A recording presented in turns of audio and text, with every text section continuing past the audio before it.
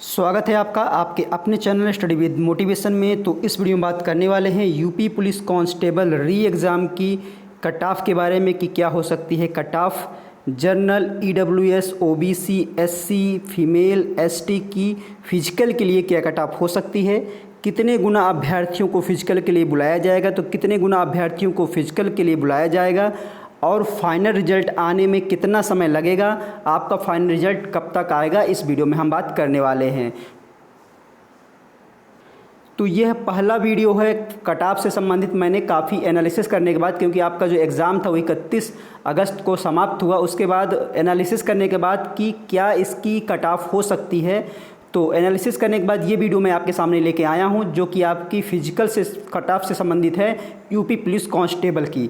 तो अगर मैं general category EWS OBC SC female ST की कट ऑफ की बात करूँ तो जो फिजिकल के लिए कट ऑफ होगी, तो सबसे पहले मैं बात करूँगा जर्नल की।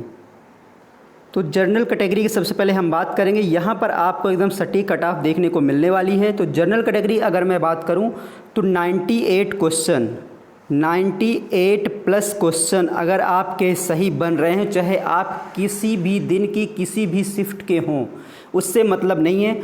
आपका जो नॉर्मलाइजेशन होगा, नॉर्मलाइजेशन में किस शिफ्ट में मार्क्स कम होंगे या किस शिफ्ट के मार्क्स ज़्यादा होंगे, ये अभी हमें जानकारी नहीं है। एक एवरेज लेके हम चल रहे हैं यहाँ पर सब कैटेगरी में। और यहाँ पर सबसे पहले अगर हम जनरल कैटेगरी की बात करें तो अगर 98 प्लस क्वेश्चन जितने भी अभ्यर्थियों के सही हैं जनरल कैटेगरी में, यहाँ में मैं क्वेश्चंस की बात कर रहा हूँ, नंबर ऑफ क्वेश्चंस की, तो 98 प्लस क्वेश्चन जितने भी जनरल कैटेगरी के अभ्यर्थी अगर इनके सही हैं तो वो अपना फिजिकल की तैयारी करना शुरू कर दें। ये हो गई जनरल की बात। उसके बाद मैं बात कर लेता हूँ ईडब्ल्यूएस की। तो ईडब्ल्यूएस की क्या फिजिकल के लिए कट ऑफ होने वाली है, तो ईडब्ल्यूएस की अगर मैं बात करूँ तो 93 प्लस क्वेश्चंस जितने भी अभ्यर्थियों के सही आ रहे हैं, 93 प्लस क्वेश्चंस जितने भी अभ्यर्थियों के सही हैं और वो ईडब्ल्यूएस कैटेगरी में हैं, तो वो भी अपनी फिजिकल की तैयारी शुरू कर दें। उसके बाद मैं बात कर लेता हूँ ओबीसी कैटेगरी की। तो ओबीसी कैटेगरी की अगर मैं बात करूँ तो ओबीसी की क्या फिजिकल के लिए कट ऑफ होने वाली है, तो ओबीसी कैटेगरी में भी अगर आपके 93 प्लस हैं, अगर आपके भी 93 प्लस हैं ओबीसी कैटेगरी में, तब आप भी अपनी फिजिकल की तैयारी शुरू कर दीजिए। उसके बाद अगर मैं एससी की बात करूं कि एससी कैटेगरी में क्या कट ऑफ हो सकती है फिजिकल के लिए, तो एससी कैटेगरी में अगर आपके 85 प्लस बन रहे हैं, 85 प्लस बन रहे हैं एससी कैटेगरी में, तो आप भी फिजिकल की तैयारी अपनी शुरू कर दीजिए। उसके बाद अगर मैं फ़ीमेल कैटेगरी की बात करूं, फ़ीमेल कैटेगरी की अगर बात कर रहे हैं यहाँ पे, तो फीमेल कैटेगरी यहाँ पे जनरल की बात की जाएगी। तो यहाँ पर जो फीमेल कैटेगरी है उसकी जो कट ऑफ है वो आपकी 90 नंबर ऑफ क्वेश्चंस हो सकती है। तो 90 प्लस क्वेश्चन जितनी भी महिला अभ्यर्थियों के अगर सही बन रहे हैं तो उनके फिजिकल की तैयारी शुरू कर सकती हैं। 90 क्वेश्चन जिन महिलाओं के बन रहे हैं। उसके बाद बात कर लेते हैं एसटी कैटेगरी में। तो एसटी कैटेगरी की अगर बात करें तो जितने भी अभ्यर्थी हैं एसटी कैटेगरी के, अगर उनके 78 नंबर ऑफ क्वेश्चन 78 प्लस बन रहे हैं तो वो अपनी तैयारी शुरू कर सकते हैं फिजिकल के लिए। तो 78 प्लस आपके एसटी के। अब बात कर लेते हैं कि जो मैंने कट ऑफ बताई, एक बार फिर मैं बता देता हूँ। जनरल कैटेगरी की अगर मैं बात करूँ तो 98 प्लस क्वेश्चन अगर आपके सही हैं तब आप फिजिकल की तैयारी कर लिए। उसके बाद अगर ईडब्ल्यूएस की बात करूं तो ईडब्ल्यूएस में अगर 93 ईडब्ल्यूएस और ओबीसी की अगर बात करूं तो 93 प्लस क्वेश्चन आपके अगर सही हैं तो आप फिजिकल की तैयारी कर लीजिए। क्योंकि देखिए ईडब्ल्यूएस और ओबीसी में जो कट ऑफ है वो अलग अलग होगी, लेकिन अभी मैंने यहाँ पे सिर्फ ओबीसी और ईडब्ल्यूएस के लिए सिर्फ 93 ली है। तो 93 प्लस अगर आपके सही नंबर ऑफ क्वेश्चन है तो आप अपनी फिजिकल की तैयारी शुरू कर दीजिए। उसके बाद अगर मैं एससी की बात करूं तो एससी मैंने आपको बताया 85 नंबर ऑफ क्वेश्चंस प्लस अगर हैं आपके। तो फीमेल कैटेगरी की अगर बात करूं तो 90 प्लस है अगर आपके नंबर ऑफ क्वेश्चंस। उसके बाद एसटी की अगर बात करूं तो 78 प्लस क्वेश्चन अगर आपके सही हैं तो आप फिजिकल की तैयारी शुरू कर सकते हैं। तो ये हो गई फिजिकल के लिए बात। अब बात करते हैं कि कितने गुना अभ्यर्थियों को फिजिकल के लिए बुलाया जाएगा, फाइनल रिजल्ट आपका कितने समय के बाद आएगा। तो चलिए दोस्तों देख लेते हैं वो भी। तो यहाँ पर आप देख सकते हैं ये न्यूज़पेपर की कटिंग है और यहाँ पर देखिए परीक्षा के बाद भी पुलिस भर्ती बोर्ड की कसरत बाकी। तो यहाँ पर पुलिस भर्ती के जो 5 दिन एग्ज़ाम हुए हैं सकुशल संपन्न होने के बाद अब भर्ती बोर्ड की कसरत अभी बाकी है, क्योंकि अभी फिजिकल करवाना है। अब यहाँ पे देखिए कि परिणाम घोषित करने से पहले बोर्ड को कराना होगा थर्ड पार्टी ऑडिट। तो परिणाम घोषित होने से पहले बोर्ड को थर्ड पार्टी का ऑडिट भी कराना होगा। शारीरिक दक्षता परीक्षा और दस्तावेज के परीक्षण में गड़बड़ी रोकना भी चुनौती। तो सबसे पहले बात करते हैं कि कितने गुना अभ्यर्थियों को फिजिकल के लिए बुलाया जा रहा है। तो ये न्यूज़ यहाँ पर आप देख सकते हैं।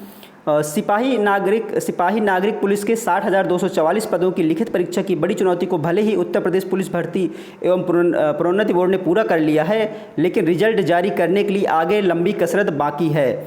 बोर्ड के अध्यक्ष व डीजी राजीव कृष्णा की अध्यक्षता में सोमवार को वरिष्ठ अधिकारियों की बैठक में लिखित परीक्षा के बाद की कार्रवाइयों की रूपरेखा और समय सारणी तय की जाएगी। बोर्ड को नतीजा जारी करने से पहले उसका थर्ड पार्टी ऑडिट भी करना होगा। उसके बाद यहाँ पर देख लीजिए, लिखित परीक्षा में चयनित अभ्यर्थियों की सूची जारी करने के बाद बोर्ड कुल पदों की, अब यहाँ पे देख लीजिए, लिखित परीक्षा में चयनित अभ्यर्थियों की सूची जारी करने के बाद बोर्ड कुल पदों के 3 गुना अभ्यर्थियों को शारीरिक दक्षता परीक्षा और दस्तावेज के परीक्षण के लिए बुलाएगा।